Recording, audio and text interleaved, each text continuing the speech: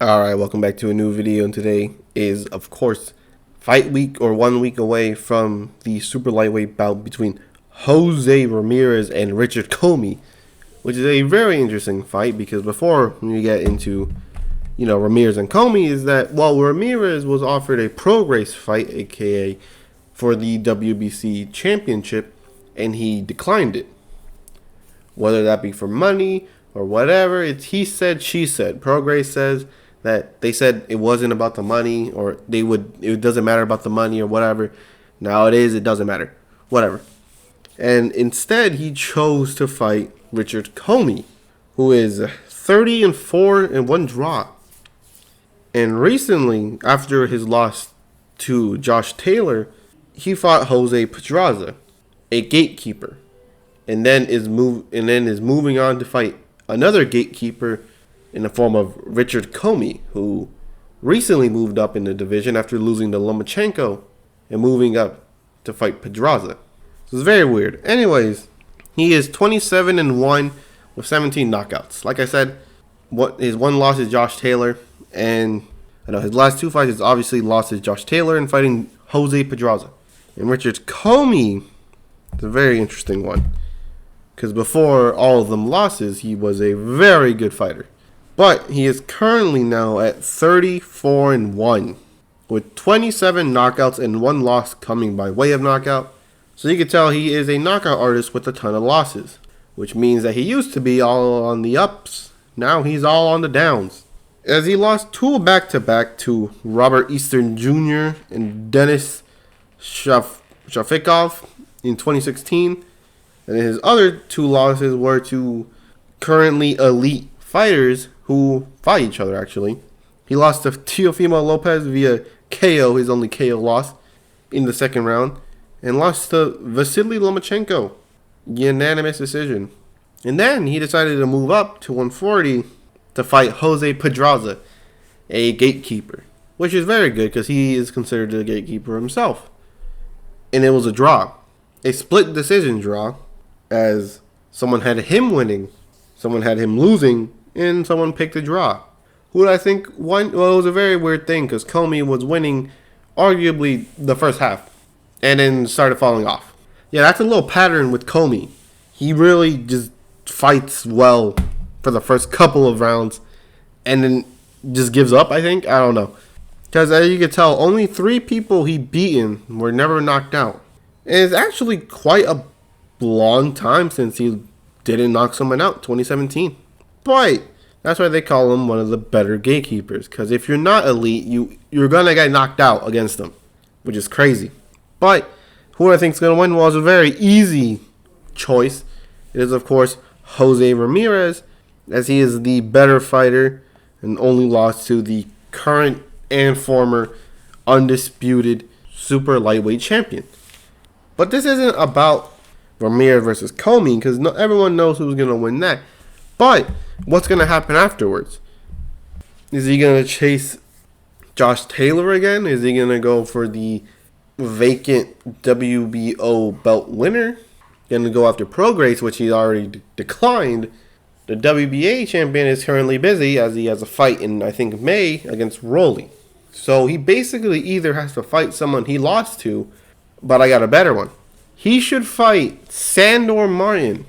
If you don't know who he is, of course, the Spaniard who thought was going to be an easy win for Mikey Garcia, being 40-3.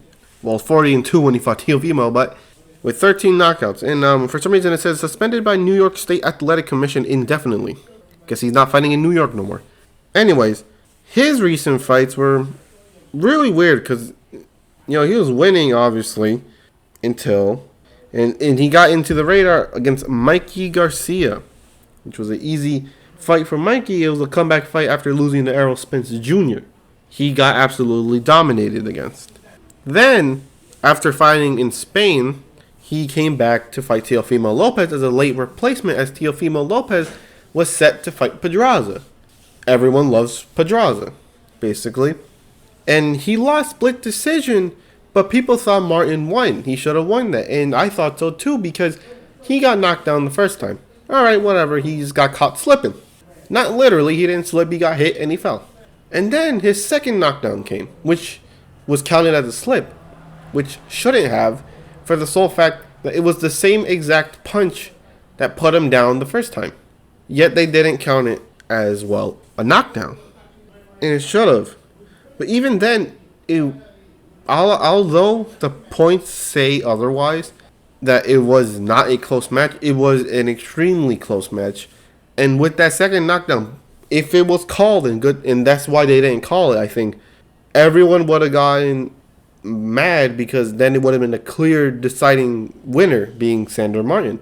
And the weird thing is, Teofimo is also coming off of a pretty bad loss against Kambosos.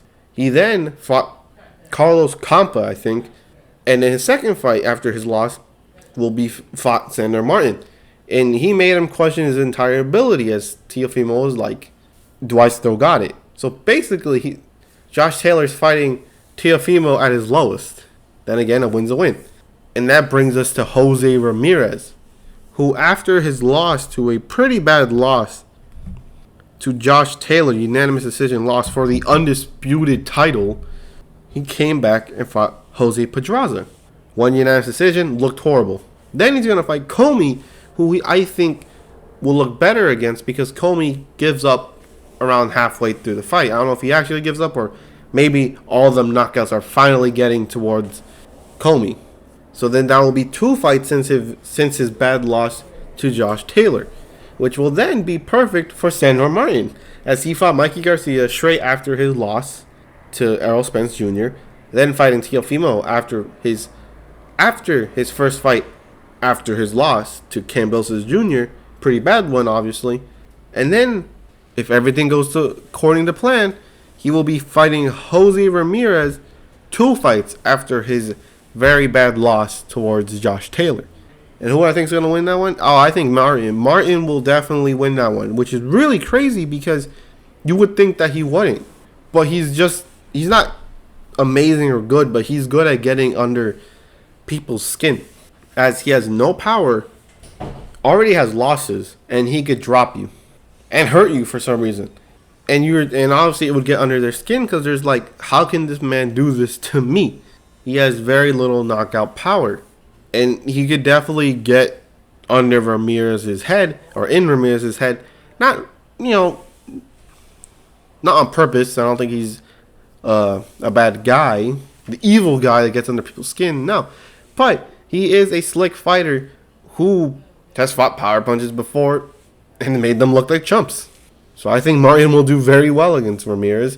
But we can only hope. But then again, Top Rank put Martin up against one of their stars. Got beat. Almost got beat. To the point where Martin moved up in the rankings, while Teofimo moved down in the ESPN rankings. But enough about hypothetical fights. I got Ramirez TKO because, well, nothing says you're still an elite fighter by fighting 2 back-to-back gatekeepers. And one recently moving up, so that's very not well for Ramirez. And ducking progress, so, everything's going down for Ramirez. He got to fight someone, at least Martin, if he wants to stay in the picture of 140. Because there's some contenders moving up, I'll tell you that. But anyways, that is the end of the video. Hope you enjoyed it. Next video will, of course, be one of the April bouts. Either AJ versus Franklin, which probably doesn't really need a video. Stanionis versus Ortiz Jr. Or Gervonta Davis versus Ryan Garcia, the remastered 2023 version. That's right, it's getting a remastered version. Anyways, like I said, hope you enjoyed the video, and I'll catch you in the next one.